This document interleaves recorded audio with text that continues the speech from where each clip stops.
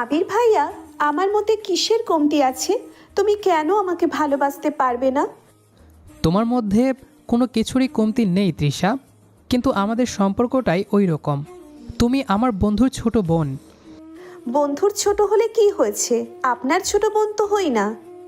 তুমি আমার ছোট বোন না হলেও তোমাকে আমি সবসময় ছোট বোনের চোখেই দেখেছি। একদিন ছোট বোনের চোখে দেখেছেন, এখন বউয়ের চোখে দেখবেন। সমস্যা কোথায়? দেখো তৃষা, তুমি যেগুলো বলছো সেগুলো আসলেই পাগলামো। আর 2 দিন পর তোমার বিয়ে, এখন এগুলো বলার কোনো মানে হয় না। আমি তো সেই 2 বছর যাবৎ বলে আসছি, কিন্তু আপনি আজ পর্যন্ত রাজি হলেন না। আমার তোমার এসব কথা শুনতে একদম ইচ্ছে করছে না। তুমি আমার রুম থেকে যাও তো। আমি চলে যাচ্ছি ভাইয়া, কিন্তু এটা মনে রেখো, আমার ভালোবাসা কখনোই মিথ্যে ছিল না। তুমি সেটা বুঝলে না। এগুলো বলে তৃষা আমার রুম থেকে চলে গেল। আমার রীতিমতো বিরক্তি লাগছে। তৃষা হচ্ছে আমার বন্ধু শাকিলের ছোট বোন। শাকিলের সাথে আমার বন্ধুত্ব সেই কলেজ লাইফ থেকে। ভার্সিটি শেষ করার পরে এখনও আমাদের বন্ধুত্বটা টিকে আছে। তবে এখন আর আগের মতো দেখা বা আড্ডা দেওয়া হয় না, কারণ দুজনেই এখন নিজের কর্মজীবন নিয়ে ব্যস্ত। তৃষা আজ 2 বছর যাবৎ আমাকে মাঝে মাঝেই প্রপোজ করছে, কিন্তু আমি কখনোই তাকে সম্মতি দিতে পারিনি, কারণ আমি আসলেই তাকে সবসময় ছোট বোনের চোখেই দেখে এসেছি। তৃষার বিয়ে পরশুদিন। শাকিল তো আরও আগেই আমাকে ইনভাইট করেছে। তৃষা আমাদের বাড়িতে এসেছিল আমার বাবা মাকে ইনভাইট করতে। আমার মা কিন্তু আবার তৃষাকে অনেক পছন্দ করে। তো আশা করি পুরো কাহিনীটা বুঝতে পেরেছেন। তৃষার বিয়েতে আমাকে শাকিলের সাথে হাত লাগাতে হবে, সেটা শাকিল আগেই বলে দিয়েছে। তাই অফিস থেকে 2 দিনের ছুটি নিয়েছি। আজকে অফিস লাঞ্চ টাইমেই ছুটি দিয়েছে। কাল গায়ে হলুদ আর পরশু বিয়ে। কাল সকালেই শাকিলদের বাড়িতে চলে যেতে হবে। পরের দিন সকালে ব্যাগ গুছিয়ে শাকিলদের বাড়িতে পৌঁছালাম। পুরো বাড়ি আলোকসজ্জায় ঝলমল করছে। শাকিল আমাকে দেখেই জড়িয়ে ধরল। কি রে দোস্ত, আসতে তো দেরি করলি কেন? কত কাজ পড়ে আছে দেখ। গেটের ডেকোরেশনটা এখনো মনের মতো হয়নি। আরে এই তো চলে এলাম, চিন্তা করিস না, সব সামলে নিচ্ছি। শাকিল আমাকে বিভিন্ন কাজে ব্যস্ত করে রাখল। কাজ করতে করতে হঠাৎ তৃষার সাথে চোখাচোখি হলো। ও হলুদ শাড়ি পরে হাতে মেহেদি দিচ্ছে। ওর চোখে মুখে সেই কালকের বিষণ্ণতা নেই, বরং এক অদ্ভুত শান্ত ভাব। আমাকে দেখেও ও যেন না দেখার ভান করলো। ওর এই এড়িয়ে যাওয়াটা কেন জানি আমার মনে খচখচ করতে লাগলো। রাত 8টা, গায়ে হলুদের অনুষ্ঠান জমে উঠেছে। সাউন্ড বক্সে গান বাজছে। আত্মীয় স্বজনে বাড়ি ভরপুর। মা আর বাবাও এসেছেন। মা তৃষার পাশে বসে ওর মাথায় হাত বুলিয়ে দিয়েছেন। মার চোখে তৃষ্ণার জন্য আলাদা একটা মায়া কাজ করে, সেটা আমি জানতাম, কিন্তু আজ যেন সেটা বেশিই প্রকট। হঠাৎ শাকিল আমাকে টেনে এক কোণায় নিয়ে গেল। ওর মুখটা বেশ গম্ভীর। কি হয়েছে শাকিল, কোনো সমস্যা? দোস্ত, একটা কথা বলার ছিল। তুই জানিস তোষার বিয়ে যার সাথে ঠিক হয়েছে, সেই ফাহিম ছেলেটা আজ বিকেলে ফোন করেছিল। কেন, কি হয়েছে? ওর ফ্যামিলি থেকে যৌতুক নিয়ে কিছু ইনডাইরেক্ট কথা বলেছে। আমার আব্বা খুব ভেঙে পড়েছেন। এই অবস্থায় তুষাকে ওই বাড়িতে বিয়ে দেওয়া কি ঠিক হবে? আমি স্তব্ধ হয়ে গেলাম। তৃষার মতো একটা মেয়ের সাথে এমন হচ্ছে? আমার ভেতরটা অজানা এক রাগে জ্বলে উঠল। রাত 11টা, নির্জন ছাদ। সবাই যখন খাওয়া দাওয়া নিয়ে ব্যস্ত, আমি একটু একা থাকতে ছাদে গেলাম। গিয়ে দেখি তৃষা রেলিং ধরে দাঁড়িয়ে আছে। ওর চোখে জল চিকচিক করছে। তুমি কাঁদছো তৃষা?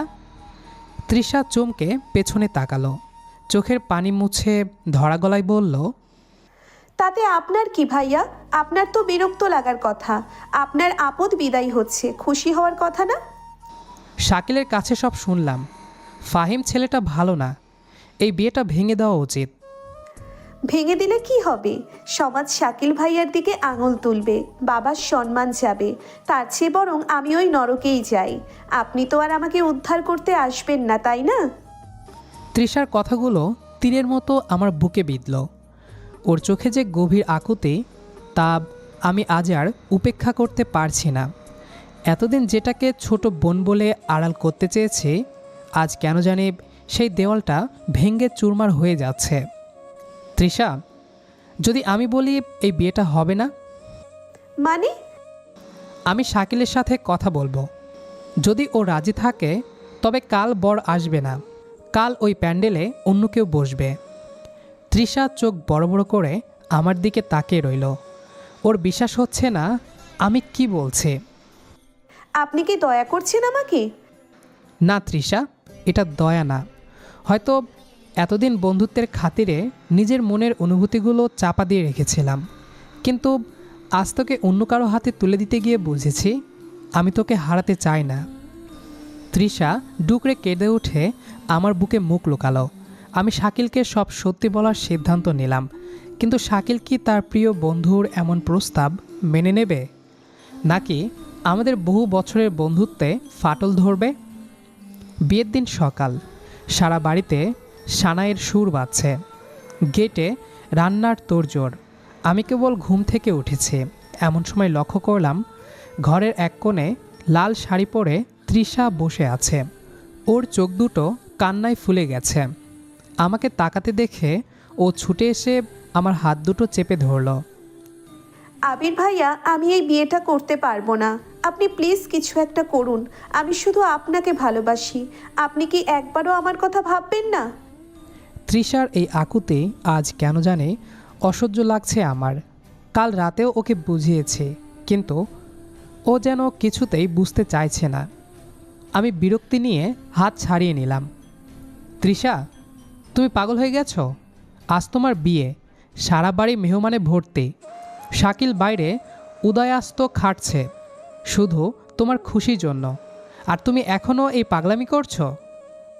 এটা পাগলামি না ভাইয়া, এটা আমার ভালোবাসা। আমি ওই ফাহিমকে বিয়ে করে সুখী হতে পারবো না। আপনি কি চান আমি সারা জীবন ধুকে ধুকে মরি? আপনি রাজি হলে শাকিল ভাইয়া ঠিক মেনে নেবে।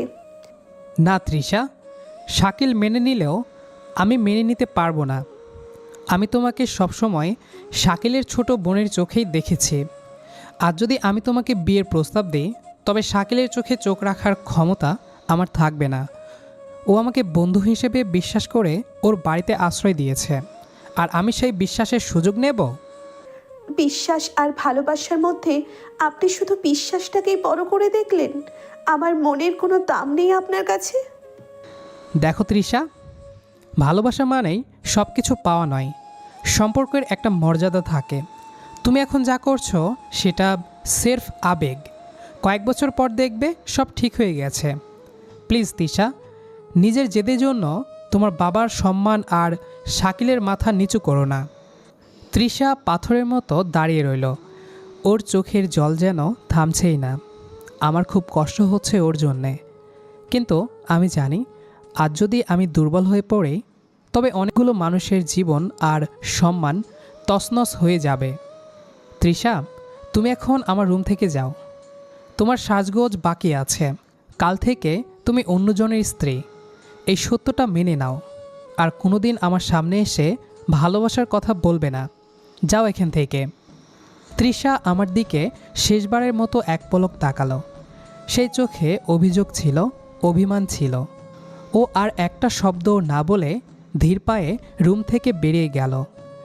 তৃষা চলে যাওয়ার পর আমি জানালার পাশে গিয়ে দাঁড়ালাম। বাইরে শাকিলকে দেখা যাচ্ছে, ও সবাইকে তাড়া দিচ্ছে কাজের জন্য। আমার বুকের ভেতরটা ভীষণ ভারী হয়ে এলো। আমি জানি না আমি ঠিক করলাম কি ভুল, কিন্তু বন্ধুত্বের বিশ্বাসের অমর্যাদা আমি করতে পারলাম না। আজ থেকে তৃষার প্রতি আমার সব মায়া আমায় মাটি চাপা দিতে হবে। বিয়ের সময় ঘনিয়ে আসছে। আমাদের বাড়িতে মেহমানদের আনাগোনা আর কোলাহল আরও বেড়ে গেছে। বাবা মা সকাল থেকেই শাকিলদের বাড়িতে চলে এসেছেন। মা তো তৃষার পাশেই ছিলেন এতক্ষণ। গেটে সানাইয়ের করুণ সুর বাজছে, যেটা কনের বিদায়ের সংকেত দেয়। কিন্তু আমার মনে হচ্ছে এই সুর যেন আমার বুকের ভেতরটাই প্রতিধ্বনিত হচ্ছে। তৃষাকে যখন লাল বেনারসিতে সাজিয়ে স্টেজে তোলা হলো তখন ওর রূপ দেখে যে কেউ মুগ্ধ হবে, কিন্তু ওর চোখে কোনো উজ্জ্বলতা নেই। ও যখন স্টেজে বসলো ভিড়ের মধ্যে ও বারবার আমাকে খুঁজছিল। ওর সেই ছলছল চোখ দুটো যখন আমার চোখের উপর পড়ল, আমি বেশিক্ষণ তাকাতে পারলাম না। অপরাধবোধে আমার ভেতরটা দুমড়ে মুচড়ে যাচ্ছিল। হঠাৎ করেই বাইরে একটা চিৎকার আর শোরগোল শোনা গেল। বর আসার সময় হয়ে গেছে, কিন্তু বাইরে যে হট্টগোল হচ্ছে তা আনন্দের মনে হচ্ছে না। কিছুক্ষণের মধ্যেই দেখলাম তৃষার বাবা হন্তদন্ত হয়ে দৌড়ে স্টেজে উঠলেন। উনার মুখটা ফ্যাকাশে, শরীর থরথর করে কাঁপছে। শাকিল, সর্বনাশ হয়ে গেছে রে বাপ। ফাহিম ফাহিম আসবে না। সবাই স্তব্ধ হয়ে গেল। শাকিল এগিয়ে এসে ওর বাবাকে ধরল। বাবা, আপনি কি বলছেন? পরিষ্কার করে বলুন তো। ফাহিমের এক বন্ধু ফোন করে জানালো ও অন্য এক মেয়েকে ভালোবাসতো। আজ সকালেই নাকি সেই মেয়ের সাথে ও পালিয়ে গেছে। ওর বাবা মাও বাড়ি ছেড়ে পালিয়ে গেছে, পাছে আমরা গিয়ে ঝামেলা করি। এখন আমি কি করব শাকিল? আত্মীয় স্বজনের কাছে মুখ দেখাবো কি করে? আমার মামুনিটার কি হবে? তৃষা স্টেজে বসে পাথরের মতো হয়ে গেছে। ওর চোখের জল গাল বেয়ে টপটপ করে পড়ছে। বাড়ির পরিবেশটা মুহূর্তে বিষাদে ভরে উঠল। ঠিক সেই সময় আমার মা এগিয়ে এলেন। তিনি তৃষার বাবার মাথায় হাত রাখলেন। ভাই সাহেব, ভেঙে পড়বেন না। কপালে যা ছিল তা হয়ে গেছে। এমন ছেলের হাতে তৃষাকে দিলে ও কোনোদিনই সুখী হতো না। আল্লাহ যা করেন মঙ্গলের জন্যই করেন। কিন্তু বোন, আমার মেয়েটার জীবন তো নষ্ট হয়ে গেল। এই অবস্থায় ওকে কে বিয়ে করবে? মা কিছুক্ষণ আমার দিকে তাকালেন, তারপর ওনার চোখে মুখে এক দৃঢ় সংকল্প দেখা গেল। তিনি শাকিলের হাত ধরলেন এবং তারপর আমার বাবার সাথে ইশারায় কথা বলে নিলেন। আপনার মেয়ের কোনো অসম্মান হতে দেব না আমরা। আবির তো আছে, আবিরের সাথে তৃষার বিয়ে দিন। আমাদের আবির তো আপনার পর নয়, ও তৃষাকে ভালো করেই চেনে। মায়ের কথা শুনে আমি থমকে গেলাম। শাকিল আমার দিকে এক অদ্ভুত নজরে তাকালো। ও এগিয়ে এসে আমার কাঁধে হাত রাখল। আবির, আমি জানি তুই বন্ধুত্বের কারণে পিছিয়েছিলি, কিন্তু আজ দেখ পরিস্থিতি আমাদের কোন জায়গায় দাঁড় করিয়েছে। তুষার সম্মান এখন তোর হাতে। তুই কি পারবি না আমার বোনটাকে আর আমার পরিবারটাকে এই বড় বিপদ থেকে বাঁচাতে? দোস্ত, আমি তোর কাছে কোনোদিন কিছু চাইনি। আজ তুষাকে তোর হাতে তুলে দিতে চাইছি। তুই রাজি হ। আমার মা আমার সামনে এসে দাঁড়ালেন, ওনার চোখে জল। বাবা আবির, তুই তো জানিস আমি তৃষাকে কতটা পছন্দ করি। আজ এই মেয়েটার চোখের জল মুছিয়ে দেওয়ার ক্ষমতা তোর আছে। তুই অমত করিস না বাবা। মা হিসাবে আমি তোকে অনুরোধ করছি। আমি তৃষার দিকে তাকালাম। ও এখনও আমার দিকে তাকিয়ে আছে, কিন্তু সেই চোখে এখন আর শুধু বিরহ নেই, আছে এক টুকরো আশা আর এক সমুদ্র আকুতি। আমার জেদ, আমার নীতি সব কিছু যেন এই মুহূর্তে বড় ঠুনকো মনে হতে লাগলো। শাকিল আমার বন্ধু, ওর এই অসহায় চেহারা আমি সহ্য করতে পারছি না। আর তৃষা, যাকে ভালোবেসেও ভালোবাসার অধিকার দেয়নি, আজ ভাগ্য তাকে আমার সামনে এনে দাঁড় করিয়েছে। ঠিক আছে মা, তোমরা যা ভালো মনে করো আমি তাতেই রাজি। শাকিল, তুই আমার বন্ধু ছিলি, সারা জীবন তাই থাকবি। তোর বোন এখন থেকে আমার দায়িত্ব। আমার কথা শেষ হওয়া মাত্রই পুরো বাড়ির থমথমে ভাবটা কেটে গেল। তৃষার বাবা কান্নায় ভেঙে পড়লেন আমার হাত ধরে। আর আমি দেখলাম তৃষার ঠোঁটের কোণে এক চিলতে হাসি ফুটে উঠেছে। ওর চোখের সেই জলগুলো যেন এখন আনন্দাশ্রু হয়ে ঝরছে। বিয়ের কাজ তড়িঘড়ি করে সম্পন্ন হলো। কাজী সাহেব যখন আমাদের কবুল পড়ালেন তখন আমি অনুভব করলাম তৃষার হাতটা আমার হাতের উপর কাঁপছে। ও নিচু স্বরে শুধু একবার বলল, ধন্যবাদ ভাইয়া। থরি, ধন্যবাদ আবির। রাতের বেলা যখন বাড়ি ফিরলাম তখন তৃষা আমার পাশে বসে। ও এখন আর বন্ধুর ছোট বোন নয়, ও আমার বিবাহিত বউ। ও আমার দিকে তাকিয়ে দুষ্টুমি করে হাসল। সারাদিনের হাড়ভাঙ্গা খাটুনি আর নাটকীয় সব ঘটনার পর অবশেষে নিজের রুমে ঢুকলাম, কিন্তু আজ রুমটা অন্যরকম লাগছে। রজনীগন্ধার তীব্র ঘ্রাণ আর লাল গোলাপের ছড়াছড়ি। বিছানার ঠিক মাঝখানে বসে আছে তৃষা। লাল বেনারসিতে ওকে অপার্থিব সুন্দর লাগছে। দরজার শব্দ শুনে ও ঘোমটা সরিয়ে আমার দিকে তাকালো। ওর চোখে এখন আর জল নেই, বরং এক অদ্ভুত বিজয়ী হাসি ফুটে উঠেছে। আমি ধীর পায়ে ওর সামনে গিয়ে দাঁড়ালাম। আমার নিজের মনের অবস্থা তখনও অগোছালো। ও আমার দিকে তাকিয়ে একটা দীর্ঘ শ্বাস ফেলে বলল, দেখলে তো, আমি তোমাকে কতবার বলেছিলাম আমার ভালোবাসা সত্যি। আজ বিশ্বাস হলো? আমার ভালোবাসার জোর এতই বেশি ছিল যে স্বয়ং সৃষ্টিকর্তা ভাগ্য পাল্টে তোমাকে আমার কাছে নিয়ে এসেছেন। তুমি আমাকে বারবার ফিরিয়ে দিয়েছিলে, কিন্তু শেষ পর্যন্ত আমিই জিতলাম। তৃষার কণ্ঠে এক ধরনের গর্ব ছিল, কিন্তু আমার কাছে সেটা যেন এক অসহ্য বিড়ম্বনা। আমি এখনও শাকিলের প্রতি আমার বন্ধুত্বের জায়গাটা নিয়ে দ্বিধায় আছি। ওর কথাগুলো শুনে আমার রীতিমতো বিরক্তি লাগলো। তুমি জেতার কথা বলছো তৃষা? এটা একটা দুর্ঘটনা মাত্র। পরিস্থিতি আমাকে বাধ্য করেছে এই বিয়ে করতে। এটাকে ভালোবাসা মনে করে আহ্লাদ করার কিছু নেই। আমি ওর দিক থেকে মুখ ফিরিয়ে আলমারির দিকে তাকালাম কাপড় বের করার জন্য। ঠিক সেই মুহূর্তে কোনো কিছু বুঝে ওঠার আগেই আমার গালে সজোরে একটি শব্দ হলো, চটাস। তৃষা আমাকে থাপ্পড় মেরেছে। আমি বিস্ময়ে স্তব্ধ হয়ে ওর দিকে তাকালাম। দেখলাম ওর ঠোঁট কাঁপছে আর চোখের কোণ বেয়ে অবিরত জল গড়িয়ে পড়ছে। ও চিৎকার করে কেঁদে উঠল। তোমার সমস্যাটা কোথায় আবির, বলতে পারো? তুমি কি মানুষ নাকি পাথরের কোনো মূর্তি? এতদিন ধরে দেখছো একটা মেয়ে তোমাকে পাগলের মতো ভালোবাসে, তোমার কাছে আসার জন্যে প্রতিটি মুহূর্ত ছটফট করে, কিন্তু তোমার মনে একটুও মায়া হয় না? তোমার কাছে আমার ভালোবাসাটা শুধু দুর্ঘটনা? ও হাপ্পুস নয়নে কাঁদছে আর কথাগুলো বলছে। ওর গলার স্বরে এত তীব্র যন্ত্রণা ছিল যে আমার বুকটা কেঁপে উঠল। আমি জানি তুমি শাকিল ভাইয়ার কথা ভাবছো, কিন্তু আমি কি শাকিল ভাইয়ার বোন হওয়ার আগে একটা আলাদা মানুষ নই? আমার কি নিজের পছন্দ অপছন্দ থাকতে পারে না? তুমি আমাকে ফিরিয়ে দিয়ে আনন্দ পাও, তাই না? ঠিক আছে, আমি আর কোনো দিন তোমার কাছে ভালোবাসার ভিক্ষা চাইবো না। তুমি থাকো তোমার জেদ আর নীতি নিয়ে। তৃষা ওর হাতের চুড়িগুলো খুলে বিছানায় ছুঁড়ে মারল। তারপর রাগে আর অভিমানে গায়ের চাদরটা টেনে বিছানার এক পাশে গিয়ে শুয়ে পড়ল। ও ওপাশ ফিরে ফুপিয়ে ফুপিয়ে কাঁদছে, আর সেই কান্নার শব্দ নিস্তব্ধ ঘরটাতে প্রতিধ্বনিত হচ্ছে। আমি কিং কর্তব্যবিমূঢ় হয়ে দাঁড়িয়ে রইলাম। আমার গালটা তখনও একটু জ্বলছিল, কিন্তু সেই জ্বলাটা ছাপিয়ে আমার মনের ভেতর একটা অপরাধবোধ কাজ করতে শুরু করলো। আমি তৃষার দিকে তাকালাম। লাল বেনারসি পরা মেয়েটা আজ বড্ড অসহায় হয়ে ওপাশ ফিরে শুয়ে আছে।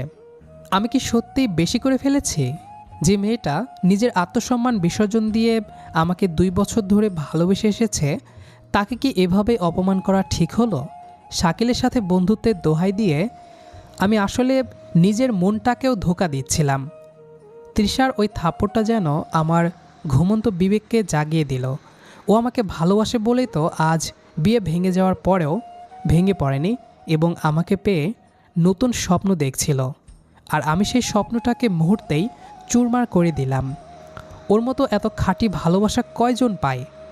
আমি কি সত্যিই ওকে ভালোবাসার যোগ্য? আমার ভুলটা আমি এখন বুঝতে পারছি। তৃষার কান্নাটা আমার কলিজায় তীরের মতো বিচ্ছে। ওর সেই ছোট্ট বোন ইমেজটা আমার মাথা থেকে কখন সরে গিয়ে সেখানে এক অভিমানী স্ত্রীর মুখচ্ছবি বসে গেছে তা আমি টেরও পাইনি। আজ আমার উচিত ওর পাশে দাঁড়ানো, ওর অভিমান ভাঙানো, কারণ আমি জানি এই পাগলিটা আমাকে ছাড়া আর কিচ্ছু বোঝে না। তৃষার ফুপিয়ে কান্নার শব্দটা আমার কানে তপ্ত সীসার মতো বিচ্ছে। কিছুক্ষণ আগের সেই চরটার দাগ আমার গালে থাকলেও হৃদয়ের জ্বালাটা ছিল তার চেয়েও বেশি। আমি আয়নার দিকে তাকিয়ে একবার নিজের প্রতিচ্ছবি দেখলাম। সত্যিই তো, আমি এত কঠোর কেন? যে মেয়েটা সমাজ, সংসার এবং নিজের বিয়ের মণ্ডপ তুচ্ছ মনে করে শুধু আমার একচিলতে ভালোবাসার অপেক্ষায় ছিল, তাকে আমি বারবার রক্তাক্ত করেছি। আমি ধীর পায়ে বিছানার কাছে গিয়ে বসলাম। তৃষা এখনও ওপাশ ফিরে শুয়ে আছে, ওর কাঁধটা কান্নায় কাঁপছে। আমি সাহস করে ওর কাঁধে হাত রাখলাম। স্পর্শ পেতেই ও আরও সংকুচিত হয়ে গেল। তৃষা, শোনো না। আমাকে ছোবেন না আপনি। আপনার নীতি আর আদর্শ নিয়ে আপনি আলাদা থাকুন। আমি শাকিল ভাইয়ার বোন হিসেবেই এই ঘরে পড়ে থাকবো। আপনার বউ হওয়ার দরকার নেই। আমি আলতো করে ওর কাঁধ ধরে নিজের দিকে ঘোরালাম। ওর কাজল মাখা চোখগুলো লেপ্টে একাকার হয়ে গেছে। আমি হাত বাড়িয়ে ওর চোখের জল মুছিয়ে দিতে গেলাম, কিন্তু ও মুখ সরিয়ে নিল। তৃষা, বিশ্বাস করো, আমি তোমাকে ছোট করতে চাইনি। আমি আসলে ভয় পাচ্ছিলাম। শাকিল আমার জানের বন্ধু। ওর বিশ্বাস ভাঙার ভয়টা আমাকে সারাক্ষণ তাড়া করে বেড়াতো। কিন্তু আজ যখন তুমি আমাকে ওই থাপ্পড়টা মারলে, তখন আমার হুঁশ ফিরল। আমি বুঝলাম আমি তোমাকে ছোট বোন নয়, বরং আমার জীবনের অবিচ্ছেদ্য অংশ হিসেবেই ভালোবাসি। শুধু সেটা স্বীকার করার সাহস আমার ছিল না। তৃষা এবার স্থির হয়ে আমার দিকে তাকালো। ওর চোখে এখনও অবিশ্বাস। তুমি ঠিকই বলেছিলে, তোমার ভালোবাসায় জিতে গেছে। আমি হেরে গেছি তোমার এই পাগলামির কাছে। আজ থেকে তুমি শুধু শাকিলের বোন নও, তুমি আমার অর্ধেক আকাশ। আমাকে ক্ষমা করা যায় না? তৃষা কিছুক্ষণ চুপ করে থাকলো, তারপর আচমকা উঠে বসে আমার গলা জড়িয়ে ধরল। ওর কান্নার বেগ এবার যেন আরও বেড়ে গেল। তবে এটা আর কষ্টের কান্না নয়। আমি ওকে শক্ত করে জড়িয়ে ধরলাম। আমার বুকের ভেতর এতদিনের জমে থাকা সব পাথর যেন মুহূর্তেই গলে জল হয়ে গেল। আপনি খুব খারাপ। আমাকে কত কাঁদিয়েছেন জানেন। আমি ভাবতাম আপনি হয়তো কোনো দিন আমাকে বুঝবেনই না। আমি ওর কপালে একটা দীর্ঘ চুমু আঁকলাম, তারপর ওর চিবুক ধরে মুখটা উঁচিয়ে ধরলাম। আর কোনোদিন কাঁদাবো না, এই যে কান ধরে বলছি। আর কোনোদিন আমার এই রোমান্টিক বউটাকে ফিরিয়ে দেব না। তৃষা এবার হাসল। ওই ভেজা চোখে হাসলে ওকে যে কি অপরূপ লাগে তা হয়তো কোনো কবিও বর্ণনা করতে পারবেন না। ও আমার গালে সেই চড়ের দাগটার ওপর আলতো করে হাত বোলালো। খুব লেগেছে? আসলে রাগের মাথায় মেরে ফেলেছি। থাপ্পড়টার দরকার ছিল, না হলে তো আমার এই পাথরের মতো মনটা গলতো না। তবে এখন কিন্তু ক্ষতিপূরণ দিতে হবে। তৃষা লাজুক হেসে আমার বুকে মাথা রাখল। রুমের মৃদু আলোয় আমাদের ছায়া দুটো যেন এক হয়ে মিলে গেল দেওয়ালে। বাইরে রাতের নিস্তব্ধতা, আর ঘরের ভেতর দুই হৃদয়ের দীর্ঘ প্রতীক্ষার অবসান। শাকিলের ছোট বোন থেকে সে আজ আমার অর্ধাঙ্গিনী। আমাদের এই অসমাপ্ত গল্পটা আজ এক পূর্ণতা পেল। বাসর ঘরের রজনীগন্ধার ঘ্রাণ যেন আমাদের নতুন জীবনের সাক্ষী হয়ে রইল। জীবনের বাকিটা পথ এই পাগলিটার হাত ধরেই পাড়ি দেব, এই প্রতিজ্ঞায় আজ বারবার মনে দোলা দিয়ে যাচ্ছে। তো দর্শক বন্ধুরা, আমরা গল্পটির শেষ প্রান্তে চলে এসেছি। আমাদের আজকের গল্পটি আপনার কাছে কেমন লেগেছে সেটি অবশ্যই কমেন্ট করে জানাবেন, কেননা আপনাদের এক একটি কমেন্ট আমাদের পরবর্তী ভিডিওর জন্য অনুপ্রেরণা যোগাবে। তাই আপনার কাছে গল্পটি যেমনটাই লেগেছে অবশ্যই কমেন্ট করে জানাবেন। দেখা হচ্ছে আবারও নতুন কোনো গল্প নিয়ে। সে পর্যন্ত আমাদের সাথেই থাকবেন। আর আমাদের আজকের গল্পটি যারা শেষ পর্যন্ত শুনেছেন তাদের সবাইকে অসংখ্য ধন্যবাদ।